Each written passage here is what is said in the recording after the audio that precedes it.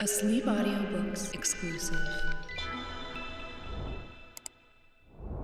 Grimm's Fairy Tales by Jacob Grimm and Wilhelm Grimm. Read by E. Campbell for the Sleep Audiobooks YouTube channel and sleepaudiobooks.com. The Raven. There was once a queen who had a little daughter, still too young to run alone. One day the child was very troublesome, and the mother could not quiet it, do what she would. She grew impatient, and seeing the ravens flying round the castle, she opened the window and said, "I wish you were a raven and would fly away. Then I should have a little peace." Scarcely were the words out of her mouth, when the child in her arms was turned into a raven, and flew away from her through the open window. The bird took its flight to a dark wood, and remained there for a long time, and meanwhile the parents could hear nothing of their child. Long after this, a man was making his way through the wood, when he heard a raven calling, and he followed the sound of the voice, and as he drew nearer, the raven said, "I am by birth a king's daughter, but am now under the spell of some enchantment. You can, however, set me free." "What am I to do?" he asked. She replied, "Go farther into the wood until you come to a house, wherein lives an old woman. She will offer you food and drink, but you must not take of either. If you do, you will fall into a deep sleep, and will not be able to help me. In the garden behind the house is a large tan heap, and on that you must stand and watch for me.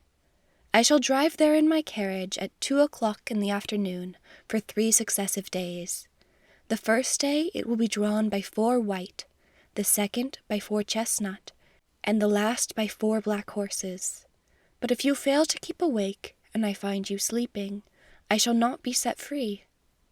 The man promised to do all that she wished, but the raven said, "Alas, I know even now that you will take something from the woman, and be unable to save me." The man assured her again that he would on no account touch a thing to eat or drink. When he came to the house and went inside, the old woman met him and said, "Poor man, how tired you are. Come in and rest, and let me give you something to eat and drink." "No," answered the man, "I will neither eat nor drink." But she would not leave him alone, and urged him by saying, "If you will not eat anything, at least you might take a draught of wine. 1 drink counts for nothing." And at last he allowed himself to be persuaded, and drank. As it drew towards the appointed hour, he went outside into the garden, and mounted the tan heap to await the raven. Suddenly a feeling of fatigue came over him, and unable to resist it, he lay down for a little while, fully determined, however, to keep awake. But in another minute his eyes closed of their own accord, and he fell into such a deep sleep that all the noises in the world would not have awakened him. At 2 o'clock the raven came driving by, drawn by her 4 white horses. But even before she reached the spot, she said to herself, sighing, "I know he has fallen asleep." When she entered the garden, there she found him, as she had feared, lying on the tan heap, fast asleep. She got out of her carriage and went to him. She called him and shook him, but it was all in vain. He still continued sleeping. The next day at noon, the old woman came to him again with food and drink, which he at first refused. At last, overcome by her persistent entreaties that he would take something, he lifted the glass and drank again. Towards 2 o'clock he went into the garden and on to the tan heap to watch for the raven.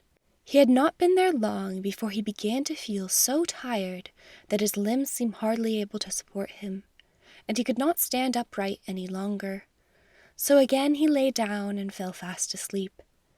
As the raven drove along her 4 chestnut horses, she said sorrowfully to herself, "I know he has fallen asleep." She went as before to look for him, but he slept, and it was impossible to awaken him. The following day the old woman said to him, "What is this? You are not eating or drinking anything. Do you want to kill yourself?" He answered, "I may not and will not either eat or drink." But she put down the dish of food and the glass of wine in front of him. And when he smelt the wine, he was unable to resist the temptation, and took a deep draught. When the hour came round again, he went as usual onto the tan heap in the garden, to await the king's daughter. But he felt even more overcome with weariness than on the 2 previous days, and throwing himself down, he slept like a log. At 2 o'clock the raven could be seen approaching, and this time her coachman and everything about her, as well as her horses, were black. She was sadder than ever as she drove along, and said mournfully, "I know he has fallen asleep, and will not be able to set me free." She found him sleeping heavily, and all her efforts to awaken him were of no avail. Then she placed beside him a loaf and some meat and a flask of wine, of such a kind that however much he took of them, they would never grow less.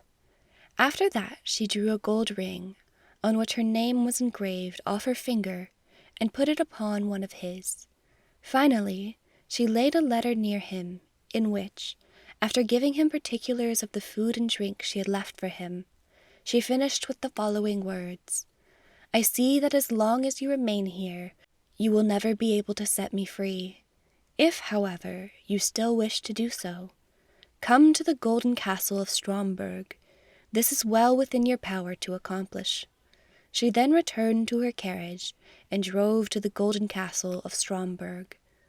When the man awoke and found that he had been sleeping, he was grieved at heart and said, "She has no doubt been here and driven away again, but it is now too late for me to save her."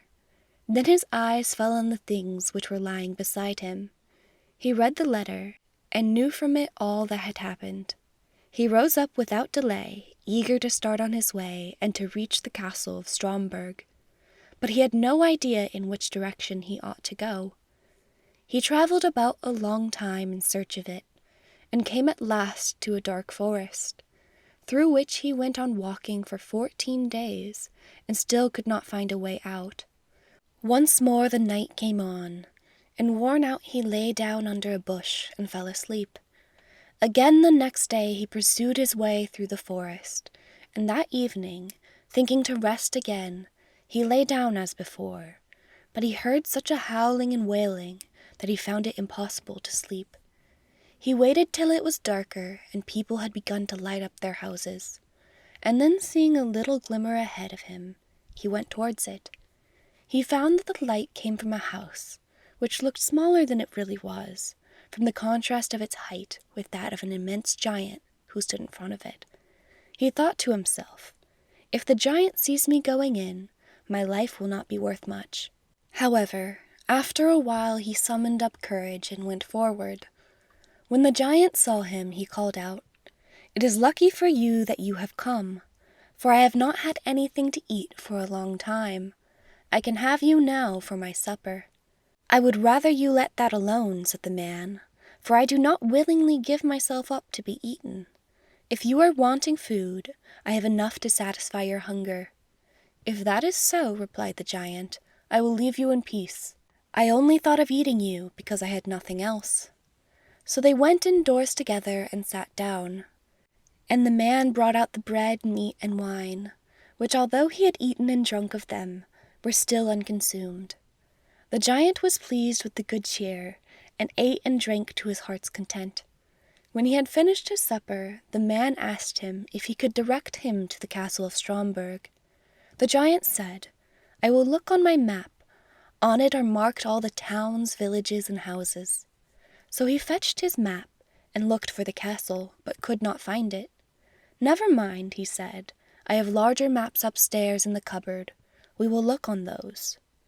But they searched in vain, for the castle was not marked even on these. The man now thought he should like to continue his journey, but the giant begged him to remain for a day or 2 longer, until the return of his brother, who was away in search of provisions. When the brother came home, they asked him about the castle of Stromberg, and he told them he would look on his own maps as soon as he had eaten and appeased his hunger. Accordingly, when he had finished his supper, they all went up together to his room and looked through his maps, but the castle was not to be found.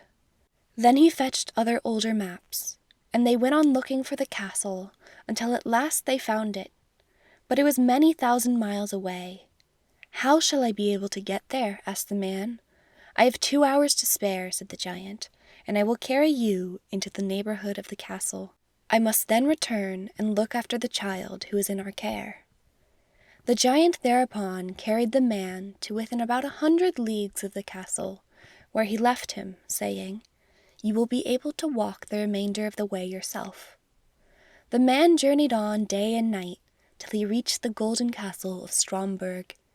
He found it situated, however, on a glass mountain, and looking up from the foot, he saw the enchanted maiden drive round her castle and then go inside.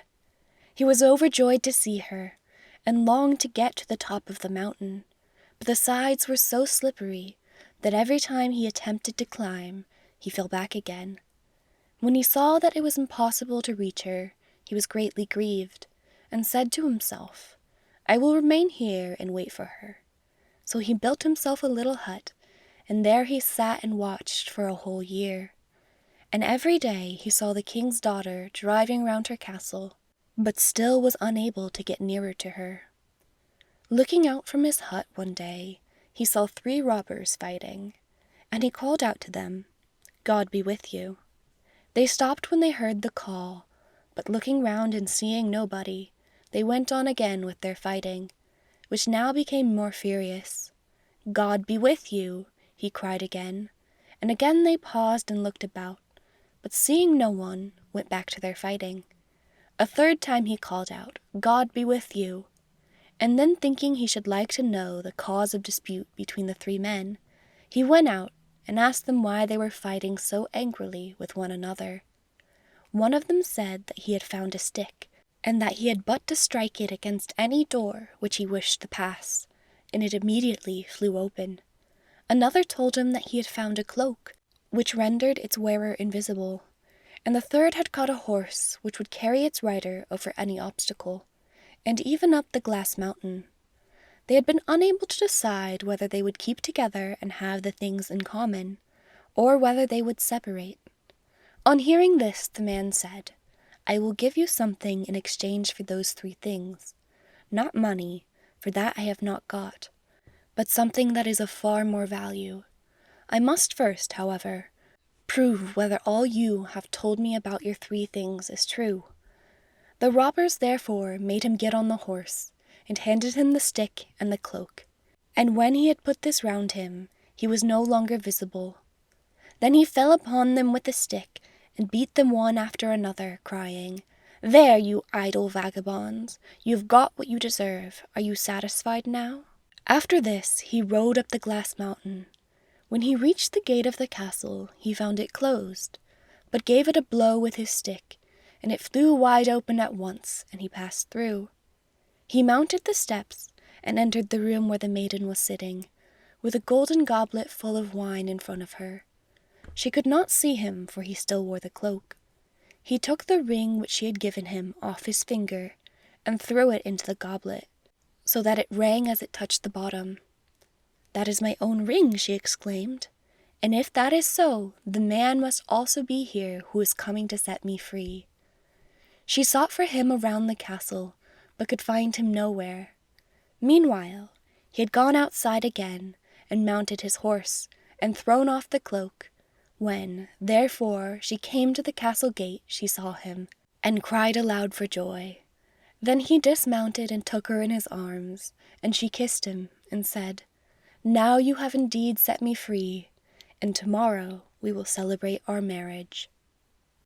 End of The Raven.